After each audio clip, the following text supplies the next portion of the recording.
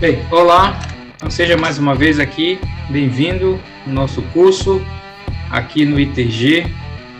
Estamos aqui dando continuidade ao nosso módulo Os Evangelhos, ok? E essa aqui é a nossa quarta aula, tá? E eu espero que realmente você esteja gostando desse módulo, aproveitando aquilo que temos estudado, ok? Então, como eu falei, essa aqui é a nossa quarta aula, já iniciamos aqui. Então, nós temos aqui alguns assuntos da nossa apostila, lembrando que você pode baixar a sua apostila aqui nessa página, nesse aplicativo que nós preparamos aqui em baixar a apostila. Aqui você pode fazer a sua tarefa do módulo também, tá? Basta acessar por esse link, e aqui nós estamos colocando o vídeo das nossas aulas aí que temos estudado, ok? Então, na última aula, se você está lembrado, só aumentar um pouquinho aqui. Então, na última aula nós iniciamos um breve panorama dos evangelhos, tá? Então, na aula 3, nós vimos um breve panorama sobre o Evangelho de Marcos, tá? Falamos aí sobre o estilo literário. Então, lembrando que esse Marcos é o João Marcos, tá? Aquele jovem companheiro de Paulo na primeira viagem missionária, juntamente com Barnabé. João Marcos era sobrinho ou primo de Barnabé, tá? E também ele era o companheiro de Pedro. Então, como vimos na outra aula, o João Marcos, ele escreve seu evangelho para os romanos. Ele está em Roma, é o local da escrita, tá? Vimos isso, que Marcos escreve de Roma, e Marcos, ele não era apóstolo, tá? Ele não fazia parte dos 12, mas ele pega o seu evangelho, as informações do evangelho de Pedro, que está lá em Roma, tá? Então, essa foi aquilo que nós estudamos na última aula, ok? Bem, hoje nós vamos começar a ver um breve panorama do Evangelho segundo Mateus, tá? Mateus, ok? Bem, sobre o Evangelho de Mateus, tá? O que nós precisamos saber aqui sobre Mateus, tá? Primeira coisa, você sabe, Mateus era apóstolo. Foi um dos 12 apóstolos, diferente de Marcos, que não era apóstolo, tá? Então, Mateus era aquele cobrador de impostos lá que Jesus chamou, ok? Então, ele já andou, né? Muita coisa ele viu pessoalmente daquilo que ele vai colocar no seu evangelho, ok? Então, você já começa a pensar dessa maneira, quando você lê algo do Evangelho de Mateus. Ele era um apóstolo, ele andou com Jesus, muito daquilo que ele coloca no seu Evangelho, ele viu pessoalmente, diferente de Marcos. Marcos, Pedro falou para ele, né, as coisas lá. Então, vamos lá. Primeira coisa, o estilo literário de Mateus, a maneira que ele escreve. O estilo usado pelo autor revela ser ele uma pessoa organizada, que busca apresentar argumentos de forma sistemática, ok? Então, o estilo que ele vai usar, quando você lê o Evangelho de Mateus, você vê que é uma pessoa organizada. Isso já porque, se eu perguntasse por que ele era organizado, quem era Mateus? O que ele fazia antes de Jesus chamar ele? Ele era um cobrador de impostos, tá? Publicano. Ou seja, Para ele ser um cobrador de impostos, então ele tinha que ser bem organizado, para organizar as contas, para separar direitinho o dinheiro que ele recebia, que tinha que dar para o império, tirar a parte dele, aquela coisa toda, tá? Então, veja que essa é a razão que a gente vê a questão de a organização dele lá, né? Busca apresentar argumentos de forma sistemática, quer dizer, bem ele tem uma lógica naquilo que ele fala, tá? Então, esse é o estilo que a gente vê de Mateus, tá? Sobre a questão da autoria, quem escreveu o Evangelho de Mateus, tá? Então, a tradição acerca da autoria do Evangelho de Mateus não é tão certa quanto a de Marcos, tá? Então, sempre tem essa confusão. Alguns falam, não foi Mateus mesmo que escreveu. Inclusive, tinha um outro evangelho com o nome de Mateus, um outro evangelho de Mateus, que não foi Mateus, que rolava também lá no meio dos apócrifos, tá? O primeiro livro do nosso Novo Testamento é anônimo, então você já sabe que a questão de anônimo é porque dentro do livro ele não diz quem ele é, o autor, né? Assim como os outros 3 evangelhos, tá? Contudo, a tradição antiga, então veja que nós falamos que é Mateus, muito por causa da tradição antiga, é unânime em atribuí-lo a Mateus. Então, desde os primeiros séculos já se atribuía o autor desse evangelho como Mateus, um dos 12 discípulos de Jesus, parte do grupo dos 12 lá. A realidade é que pouca dúvida pode haver de que ele estava, de alguma forma, associado com o evangelho que leva o seu nome. Isso porque a habilidade de organização exibida pelo autor concorda com a mentalidade provável de um cobrador de impostos, como fora o apóstolo Mateus, tá? Então, eles sempre desconfiaram que foi Mateus por causa da maneira que ele escreve, bem organizada, né? A mentalidade de um cobrador de imposto, né? Então, não tem Deus ele é interessante, né? Deus ele preserva as nossas habilidades, né? Quando ele nos chama, quando ele nos salva, né? E isso é uma coisa que a gente precisa entender, né? O seu talento, aquela habilidade natural que você nasce para as coisas, isso, Deus usa isso quando ele te chama também para salvação, né? Ele fez isso com Mateus. Mateus era um cobrador de imposto, ele era um publicano, ele era um pecador devasso, mas ele tinha essa habilidade de organizar, né, porque ele era um cobrador. Essa era a profissão dele, um cobrador de imposto. Então, ele era bom de conta, ele era bom de cálculo, né?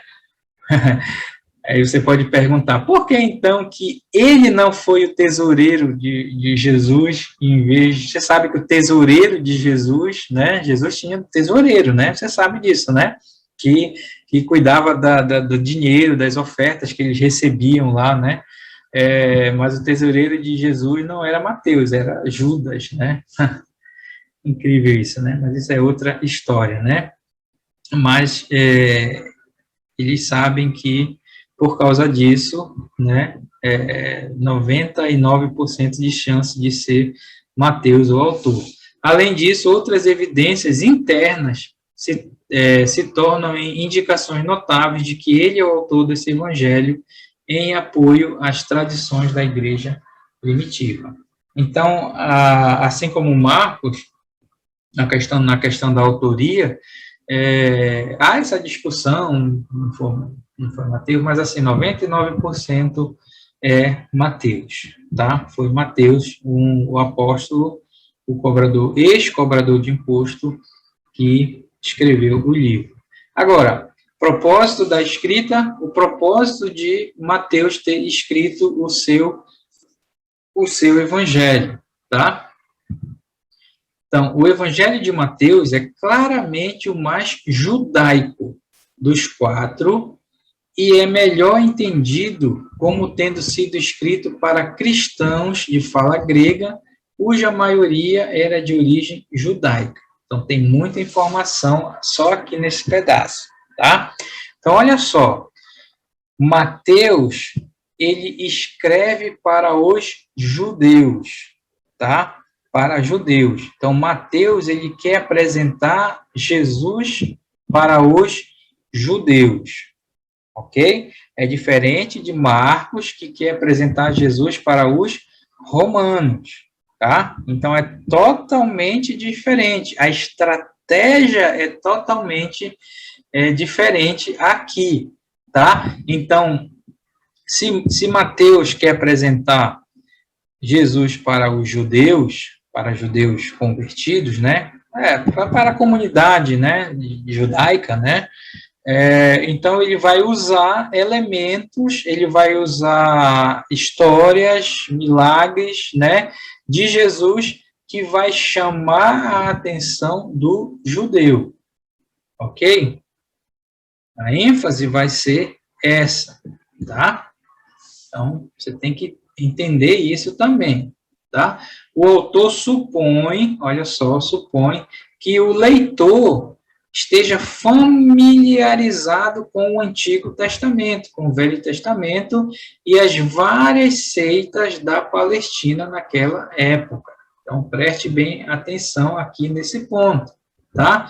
Então, como Mateus está escrevendo para judeus, então é claro que o judeu ele conhece o Antigo Testamento. Então ele vai citar coisas do Antigo Testamento, ele não vai dar explicação.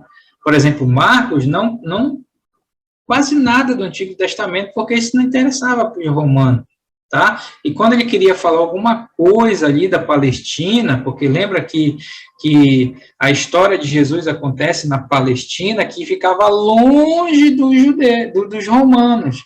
Então, o romano, lendo aquela história, Marcos, ele tinha que dar algumas explicações, mas no caso aqui de Mateus, ele não precisava dar explicações em relação a coisas da Palestina, né? A questão de seitas, essas seitas eram os grupos que existiam lá na Palestina, né? Tinha os fariseus, os saduceus, tinha os herodianos, tinha os essênios, essas seitas que a gente estuda aí um pouco em panorama do Novo Testamento. Então, tem essa questão aí, tá? Esta suposição da parte do autor leva o leitor a concluir que o livro foi escrito primariamente para cristãos judeus de fala grega, ou seja, os helenistas, tá? Então, judeu helenista é aquele judeu que ele tem, porque lembra que o romano ele implantou a cultura grega no império, tá?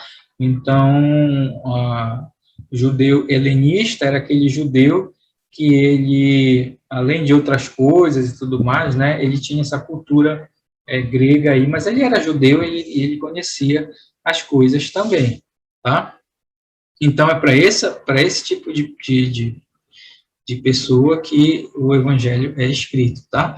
Mateus, em muitos aspectos, é uma ponte entre o Velho e o Novo Testamento. Essa é a razão que quando foram organizar a Bíblia, o Novo Testamento, eles colocaram Mateus em vez de Marcos, que foi o primeiro a ser escrito. Porque Mateus, em muitos aspectos, como diz aqui, né, é o melhor que faz aquela ponte entre o Antigo e o Novo Testamento, se você for olhar. Por isso eles colocaram Mateus em primeiro e depois o Evangelho de Marcos. Então, essa organização aí dos evangelhos, tá? Porque alguém pode perguntar, por que Marcos e não Mateus, se foi o primeiro a ser escrito? Porque a ideia não era cronológica, não era cronologia, tá? Mas a ideia era o tema.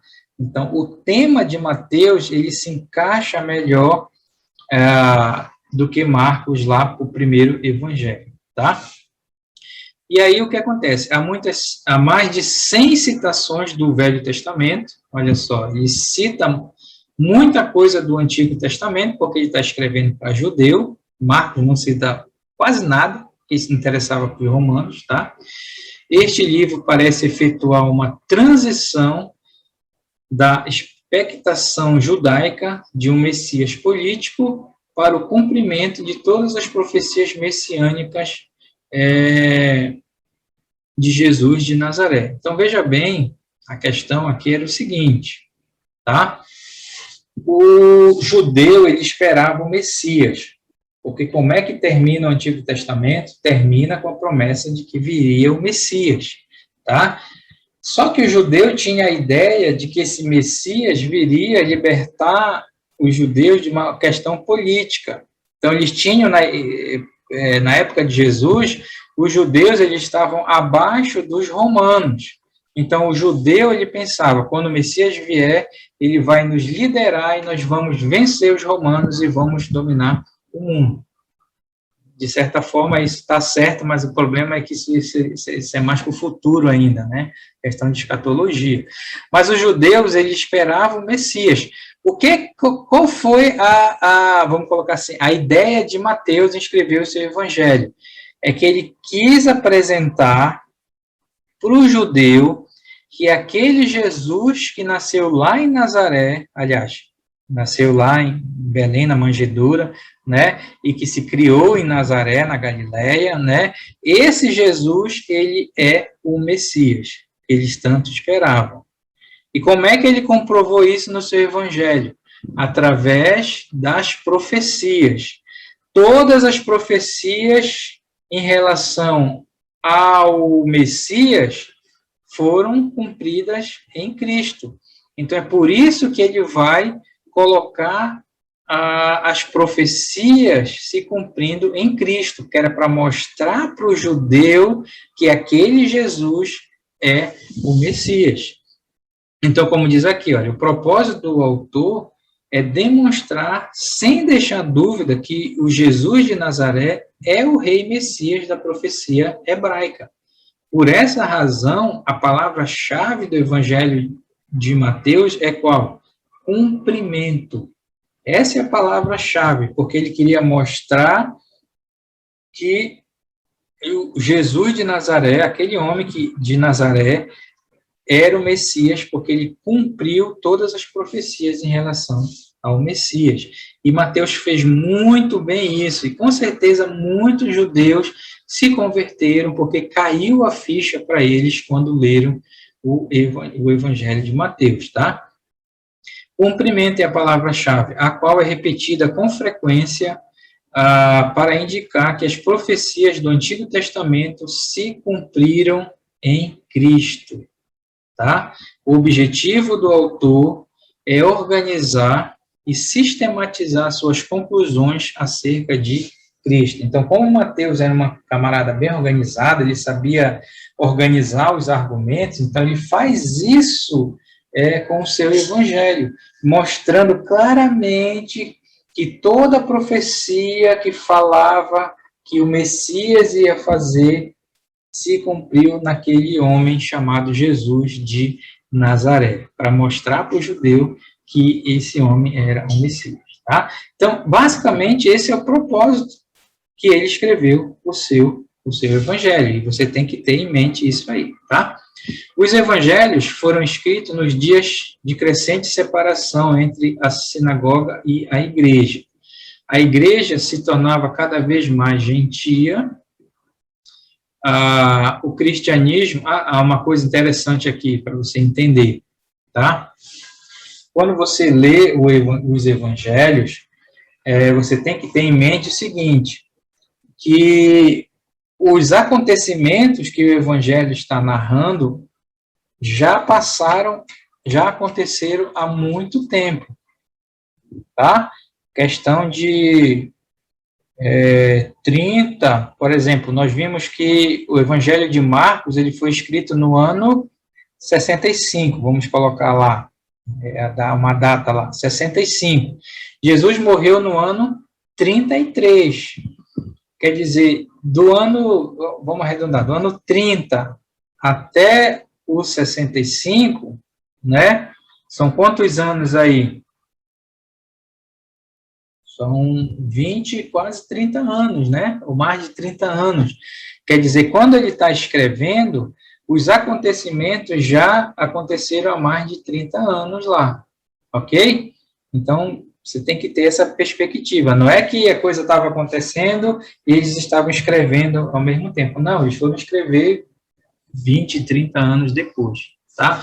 Então, é isso que ele está falando. Quando eles estão escrevendo o Evangelho, tá? Vamos falar aqui, os evangelhos foram escritos nos dias de crescente separação entre a sinagoga e a igreja, porque quando eles estão escrevendo, já tinha passado as viagens missionárias de Paulo, aí já tinha passado todas aquelas coisas de Atos, é depois de Atos que os evangelhos são escritos, tá? Dos acontecimentos de Atos, né? Então a igreja já nasceu, já cresceu, e já há essa separação entre a sinagoga dos judeus e a igreja, tá? Isso que ele está falando aqui. A igreja se tornava cada vez mais gentia. A igreja começou com os judeus e depois ficou mais gentios, né? Então, o cristianismo, que havia adorado lado a lado com os judeus e não cristãos no templo e nas sinagogas, desde o princípio, estava sendo forçado a tomar uma posição que iria significar a separação completa do judaísmo, porque você vê que a igreja, quando nasceu, ela nasceu grudada com o judaísmo, tá? E aí, com o passar do tempo, né, não muito tempo, as viagens missionárias, a igreja foi se separando do judaísmo. Então, como eu falei, só para nós fecharmos isso que nós estamos falando aqui, os romanos, eles viam o cristianismo como uma seita do judaísmo, tá? Lembrando que a ideia da palavra seita significa o grupo que saiu de outro grupo, né? Então, os romanos, eles viam a religião do judaísmo, e eles viam esse novo grupo surgindo diferente, saindo do judaísmo, né? Então, de certa forma, isso é verdade, né? No sentido da palavra, o cristianismo, ele é uma seita do judaísmo, tá? Claro que não no sentido pejorativo da palavra, podemos colocar assim, né, no sentido ruim da palavra, né, mas a palavra seita significa um grupo sectário, um grupo que sai de outro grupo, né, então, de certa forma, o cristianismo, ele acaba sendo uma seita do judaísmo, porque veio do judaísmo, tá, mas no sentido técnico da palavra, podemos colocar assim, tá. Então, continuando aqui, ele diz, um dos problemas que a igreja primitiva enfrentou quando partiu para o mundo gentil foi a liberdade cristã. Então, lembre disso, né? Lembre que o momento que Mateus está escrevendo o seu evangelho, o evangelho de Mateus, já tinha se passado aí uns 30 anos, 35 anos, né? Desde os acontecimentos lá na Palestina, tá? Então, a igreja, ela começa a se separar do judaísmo e indo para esse mundo gentil, né?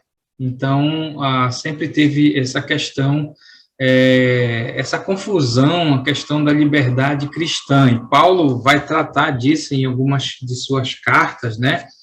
Que ele fala que a nossa liberdade cristã não é passaporte para viver uma vida de pecado, tá? Então, esse foi algum dos problemas que a igreja primitiva enfrentou lá no início, e que o evangelho também vai combater um pouco isso, como nós vamos ver mais para frente.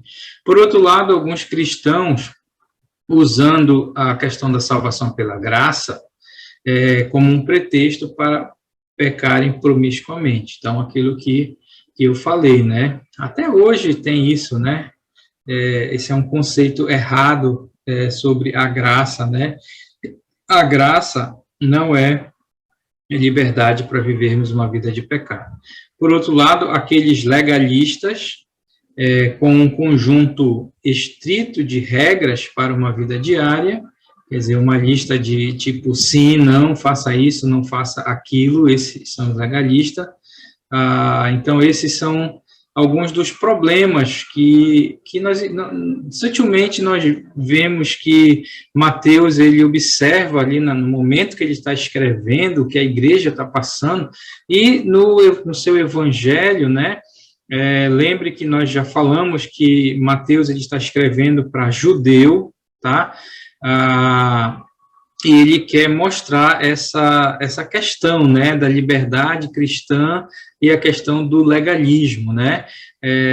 Tanto um quanto o outro, se for para os seus extremos, tem problemas aí. Então, quando nós estudamos alguns textos de Mateus, a gente vai ver que ele coloca essa questão também aí da liberdade cristã e o legalismo.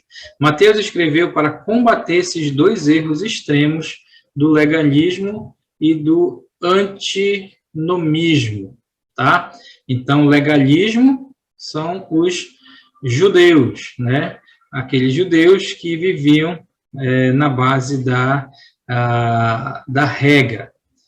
E o antinomismo, então, veja bem o que é o antinomismo. Então, anti significa contra, tá? Nomismo vem da palavra nomos, quer dizer lei, né? Então, contra a lei, o anti-lei, né?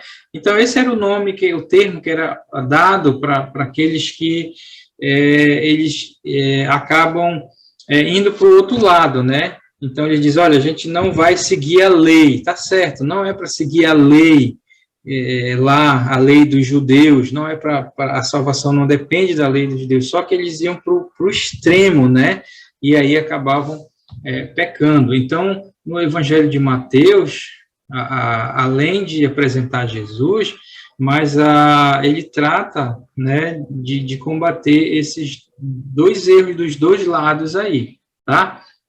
Então, fala aqui, o cristão ele é livre, mas não livre de uma vida responsável. Essa é a questão, né? Paulo combateu muito isso, como eu falei, em algumas de suas cartas, como Colossenses fala muito sobre isso.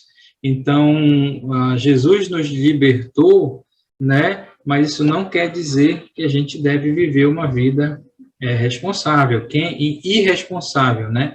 Então, quem vive assim é porque não entendeu a questão da graça. A justiça que resulta da graça perdoadora não leva à iniquidade. Então, Mateus vai mostrar no seu evangelho isso também, né?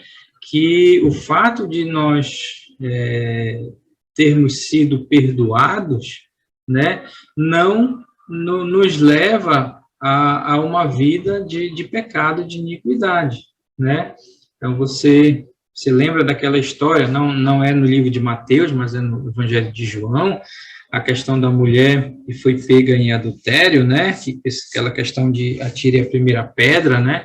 Quando Jesus ficou sozinho com ela lá, o que foi que ele disse? Cadê os teus acusadores? Ninguém está aqui para te acusar, então eu também não te acuso, né? E o que foi que ele disse? Vá e não peques mais. Agora, isso é no Evangelho de João, tá? Não em Mateus, mas só para mostrar essa questão aí, tá? O dom da justiça envolve um padrão de conduta que vai muito além de qualquer sistema de regulamentos, tá? Então, nunca esqueça isso. A questão, como Mateus está escrevendo para judeu ele vivia por regra, vivia debaixo da lei, vivia debaixo de uma vida ali oprimida por a religião, né?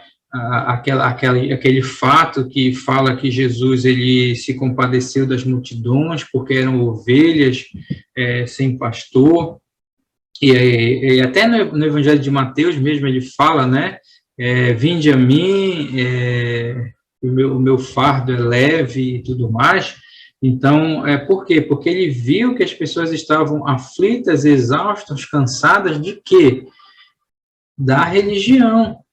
Era questão da religião, porque quem vive preso a uma religião, ele vive uma vida oprimida, né? Ele é tão escravo quanto aquele que vive uma vida promíscua, uma vida de imoralidade no mundo e tudo mais. Mas o religioso, que é preso à religião, ele vive. Assim era o judeu. Assim era o judeu, né? Então, no Evangelho de Mateus, a gente vê, né, o fato que ele apresenta Jesus, ele escolhe as histórias para mostrar que a liberdade em Cristo é bem melhor que viver preso a uma religião. A justiça dos cristãos deve exceder a dos fariseus. Agora, esse versículo de Mateus 5:20 é um versículo que eu confesso, sempre quando eu leio esse versículo, eu penso, né, e até temo em relação a isso, né, porque, veja bem, vamos ler esse versículo, o que fala Mateus 5:20? Então, estou aqui com Mateus capítulo 5, versículo 20, ele diz assim: porque vos digo que se a vossa justiça não exceder, quer dizer, não for maior, em muito a dos escribas e fariseus, jamais entrarei no reino dos céus. Olha, esse é um versículo que dá medo nos cristãos, porque você sabe que a pessoa religiosa, como escriba, como fariseu, eles se esforçavam muito para viver uma vida que agradasse ao seu Deus, ainda que na sua própria força, né? Então, eles jejuavam 3 vezes por semana, eles davam um dízimo de tudo, eles oravam na frente do povo, eles estavam lá lendo as escrituras e tudo mais, né? E aí o que acontece? Quantos de nós temos essa disposição? Claro que a motivação deles é outra, né? Mas esse versículo deve nos fazer pensar, né? Que Jesus falou que se a nossa justiça não exceder muito a desses religiosos, a gente jamais entrará no reino dos céus. Então, essa justiça, como diz aqui, todavia, não leva à justiça própria. O cristão se lembra que ele é sempre um receptor da graça perdoadora de Deus. Ele vai mostrar isso no seu evangelho. Ele vai estar numa posição de exigir que Deus satisfaça os seus pedidos. Então, é isso que acontece, né? As pessoas acham que pelo fato de se esforçarem, de se matarem pela religião, isso faz com que eles tenham algum poder de barganha com Deus, né? Que eles possam exigir de Deus: olha, Deus, eu estou me esforçando tanto, eu estou jejuando, eu estou orando, eu não falto, eu faço isso, eu faço aquilo por ti, então tu tens a obrigação de me abençoar, de me dar aquilo que eu peço. Então, é errado esse pensamento. E no Evangelho de Mateus, já havia esse tipo de problema, esse tipo de coisa que a gente vê hoje, nossos dias, esses grupos religiosos que estão ao nosso redor, já na época de Mateus. E o Evangelho de Mateus também ele escreveu para combater esse tipo de erro. Então, veja que a questão de apresentar Jesus no Evangelho, esse era o objetivo, tá? isso ia levar realmente as pessoas a viverem uma vida correta, uma vida como Deus queria, tá? Então, esse aqui é o propósito da escrita, tá? O propósito da escrita. O propósito maior, claro, de Mateus é apresentar Jesus como o Messias, apresentar o Jesus de Nazaré, aquele homem que eles crucificaram lá em Jerusalém, aquele era o Messias, tá? E ele mostrou isso quando ele falou que todas as profecias em relação ao Messias se cumpriram no Jesus de Nazaré. E, além disso, ele trata de alguns problemas da igreja primitiva, como essa questão da liberdade cristã versus a questão da religião, do legalismo, tá? Bem, sobre a questão da data, tá, do Evangelho de Mateus, nós sabemos o seguinte, então você sabe que Mateus, ele foi escrito depois do Evangelho de Marcos, tá? Então o Evangelho de Marcos, como nós vimos na aula anterior, foi o primeiro evangelho a ser escrito, né, cronologicamente, tá? E aí Mateus, então, que era um apóstolo, ele escreve o seu evangelho. Então, se Mateus se valeu do evangelho de Marcos, este é do período de... ele dá uma data aqui, 45 a 70. Então, você lembra que nós estabelecemos uma data para o Evangelho de Marcos, o ano 65, tá? 65. Então, no ano 65, Pedro está em Roma, não sabemos se ele já estava preso ou não, mas a perseguição já havia começado com Nero, né? Questão do fogo em Roma e tudo mais, né? E aí, nós colocamos, então, a data de 65, porque nós estamos crendo que o Marcos escreveu o seu evangelho, né, com Pedro ainda em vida, porque Pedro passou as informações para Marcos. Nós sabemos que Pedro ele foi martirizado em Roma, tá, no ano 67, 68, Pedro e Paulo, né, lá em Roma. Então, ele escreveu. Então, se Mateus escreveu depois, então a data, tá?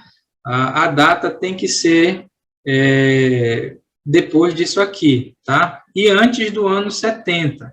Então, eles jogam a data é sempre complicado, tá? Mas ele jogou um período, porque alguns acham que foi 45, não é muito tardio, mas tem que depender do Evangelho de Marcos, tá? Mas ele botou até o ano 70. Por quê? Porque o ano 70 é o ano da destruição de Jerusalém. E provavelmente todos os apóstolos, com exceção de João, já haviam sido mortos, já haviam sido martirizados por causa da perseguição do império que começou lá com o Nero, tá? Então, a data, a gente poderia mudar aqui, em vez de 45, colocar 65, porque se nós falamos que o Evangelho de Marcos foi escrito em 65, antes da morte de Pedro, então teria que ser 65 a 70, tá? Alguns colocam até depois do ano 70, mas isso não é a maioria, tem que ter sido escrito antes do ano 70 lá, porque provavelmente no ano 70 Mateus já tinha sido morto também, como os demais apóstolos. Então, provavelmente, como diz aqui, Mateus pertence a uma data levemente posterior, ok? Então, assim, a questão de data sempre é muito complicado, mas a gente tem que pegar um norte, tá? Então, Marcos, ele tem que ter escrito antes da morte de Pedro, em 67, e a gente colocou 65, tá? Como Mateus pegou as informações de Marcos, algumas informações de Marcos, não todas, tá? A gente vê isso nas fontes, e eu espero que você estude a questão das fontes que está lá na sua apostila, para você entender. Mas Mateus pegou informações de Marcos, pegou as informações dele mesmo, porque ele era um apóstolo, andou com Jesus e viu as coisas e colocou as coisas que ele lembrava, e outras fontes que a gente tinha por lá, tá? Como a questão da fonte Q, tá? Ou a fonte Kelly, tá? Que é um documento que eles acreditam, né?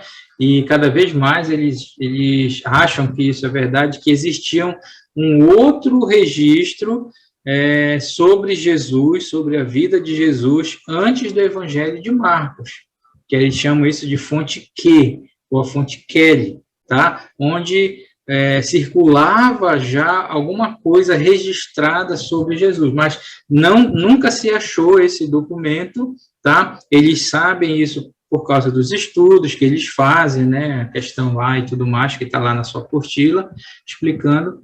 Então, eles deram esse nome de fonte Q. Q vem de Kelly, que é a palavra lá, acho que é alemão, alguma coisa. Então, era a fonte Q, ou a fonte Kelly, tá? Kelly em alemão quer dizer fonte, né? Então, era fonte, fonte Q, tá? Então, a data, só para a gente ter uma ideia, tá? Então, você não pode botar a data da escrita depois do ano 70, ainda que alguns autores acham isso, mas não é muito provável, tá bom? Então, esse foi o nosso breve panorama sobre o Evangelho de Mateus, tá? Então, na próxima aula, no próximo vídeo, nós vamos estudar sobre fazer um breve panorama do Evangelho de Lucas. Que Deus possa nos abençoar.